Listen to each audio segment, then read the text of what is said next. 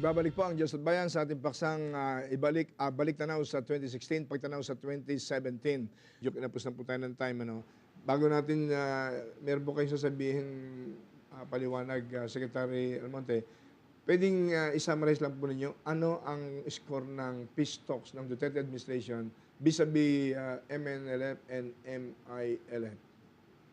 Meron po ba kayong alam dito? Sa akin pong pagtingin, Brother Eddie, mas umuusad ngayon yung usapin ng peace, kapayapaan dun sa NDF dahil ang daming complicated factors ngayon na nangyayari dun sa southern part, sa Mindanao, na kung saan, although merong attempts, may efforts na mag-reach out at muling pag-usapan yung peace, no, with the Moro groups, with the Muslim groups. Subalit ito ho ay medyo slowed down, I think, because of the terrorist group and the other bombings that are happening in the southern part of Mindanao. So napaka-complicated po ito. But again, the development in Mindanao, the violence there is something which is shared universally. Nangyayari din sa ibang bansa. Kaya ho, damay tayo dito sa usapin na ito at hindi nagiging madali ngayon yung usapin ng consolidation for the peace talks in the Muslim population in Mindanao. So I think that will take a little bit of time at paligay ko po mas umuusad ng konti yung ating peace talk sa hanay ng sa kabilang banda sa hanay ng NDF. Salamat po, Dr. Edna Ko. At alam ko na sabig din ang ating mga mamamayan na maunawaan yung bahagi na yan ng ating pinag-uusapan. General Sel Monte, yung pwedeng idagdag.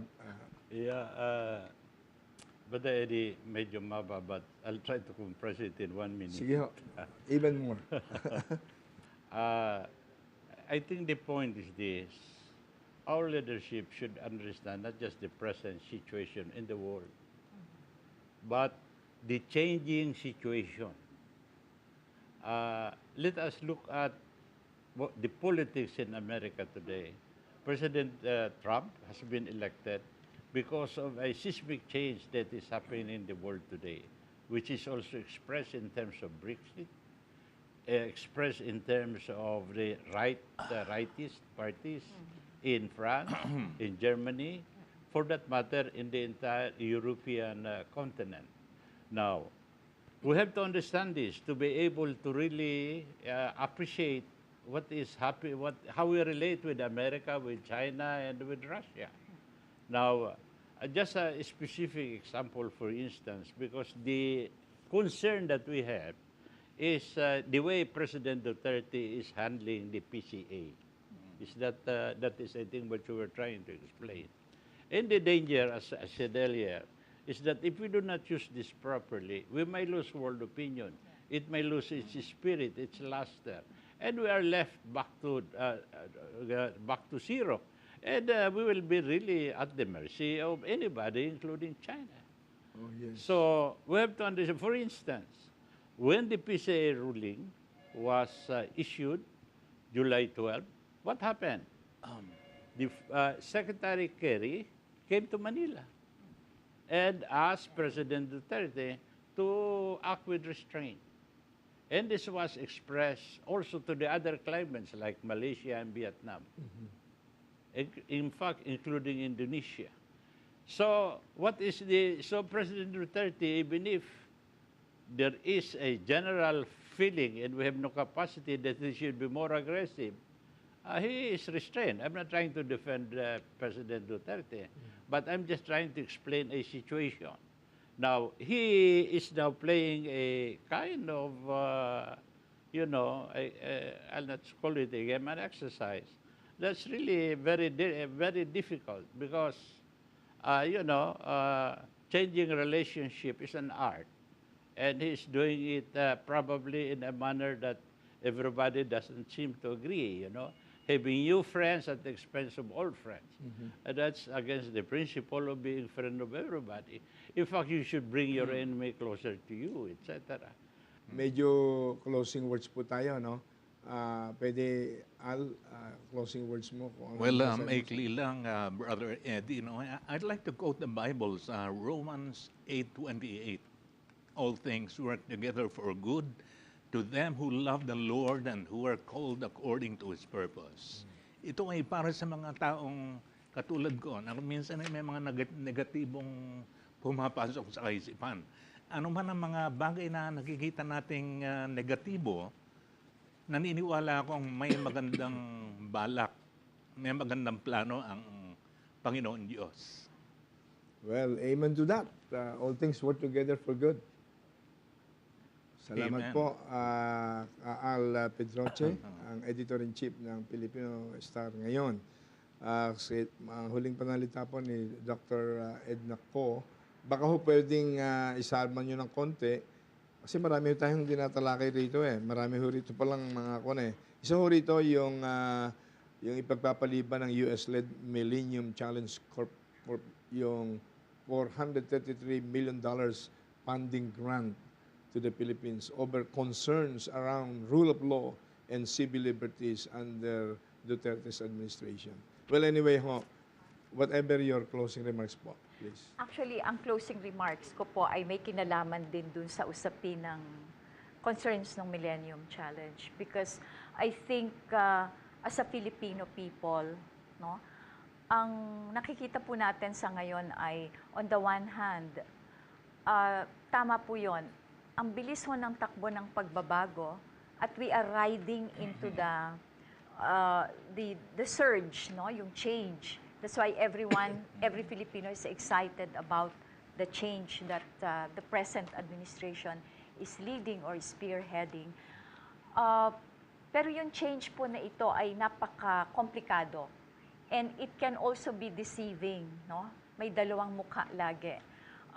The change which we hope will bring, prosperity, good things to Filipino people.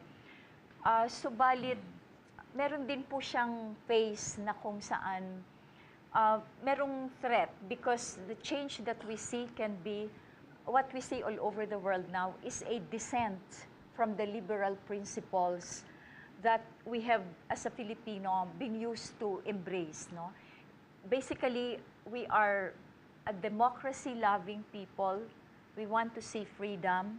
Kahit na sa isang banda, gusto nating makita yung nagmamadali rin tayo sa pagbabago. But I think leaders and the Filipino society want to pursue the change.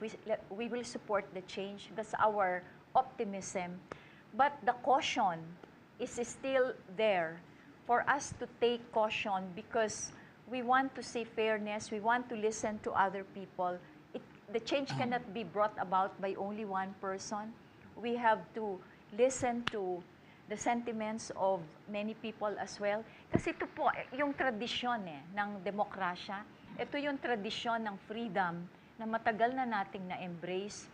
And therefore, we cannot switch the values immediately overnight.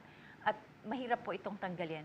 Kaya if we go back to, babalik tayo dun sa prinsipyo ng governance na kung saan habang pinapatupad at gusto nating isakatuparan ang rule of law, order, but there has to be respect for the rights of people, the freedom, and the recognition for what we value as a Filipino, justice, democracy.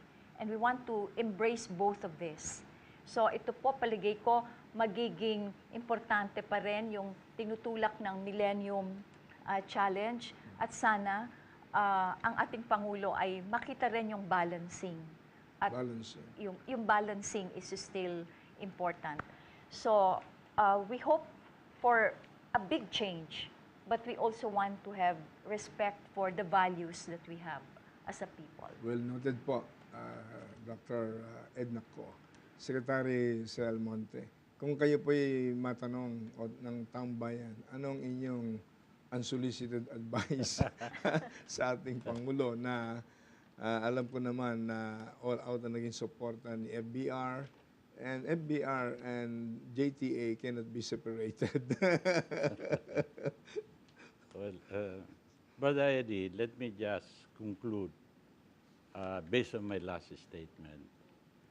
My real concern is the quality of the decision making at the highest level. Because the decisions are the components of our strategies and policies. This define the future, the destiny of the nation. As of the moment, maybe I'm wrong, but the president is dependent on the cabinet, the National Security Council, in institutions like DFA, the National Security Agency, the NICA, and the other ISAP and other intelligence institutions of the government, of the armed forces. Now, having a little experience of this, we need a higher, well, I hope they don't misunderstand me, not that they are not higher. We need another group to really assist the president in thinking out the whole nuances and consequences of decisions, especially at the highest level. Ito po hindi ko nakikita. Hindi pwede na isang tao ay advisor, pwede na. Or that, pwede na. Hindi pwede yan. You can, maybe initially, you can organize them together, all these experienced people, and then give them a program, an agenda to digest, and then maybe issue by issue for the moment, so that the president is adequately guided. Now, as of the moment, it's all shooting from the hip. And the world is changing. And if we do not understand the change, all our decisions will be wrong. Well noted po, Secretary Jose Almonte. That is a mark of greatness on the part of the President if he can accept all this no-nonsense gems of wisdom coming from three of you. At ako naman po bilang kinatawan ng tinatawag na Body of Christ, dahil Diyos at Bayan po itong programa na ito, ay ang aking panawagan sa sambayan ng Pilipino, patuloy nating sundin ang sabi ng Diyos, ipanalangin. Pray for all people. Pray for kings or for presidents and for all those who are in authority. Because without God, kahit na ano pang genius ang nalalaman ng tao, sabi ho ng Diyos, apart from me, you can do nothing. At ako po ay sumusuporta rin sa mga magagandang polisiya. Ang aking nga lang hong regrets, in addition to what we heard from some of you, yun hong tinatawag na cold-blooded murder. Kasi ang Bible ay maliwanag, 6th commandment sa 10 commandments, thou shall not kill. Ang sabi ng Diyos, ang hindi sumusunod sa kanyang utos ay nasa ilalim ng curse, ng sumpa.